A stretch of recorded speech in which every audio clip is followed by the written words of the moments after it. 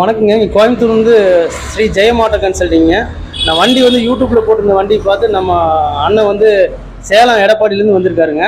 வண்டி வந்து நல்லா இருக்கா என்னென்னு அவர்கிட்ட கேட்குறேன், என்னென்னு சொல்லுவாருங்க. வண்டி எப்படிங்க பிடிச்சிருக்காரு? வண்டி ரொம்ப நல்லா இருக்குங்க. நல்லா இருக்குங்க. வண்டி ரேட் சொன்ன ரேட் பரவாயில்லைங்களா? ரேட் பரவாயில்லைங்க. நான் சொன்ன ரேட்டோட குறைச்சி வாங்கியிருக்கு. பரவாயில்லைங்க. என்ன ரேட் சொல்கிறீங்க உங்களுக்கு?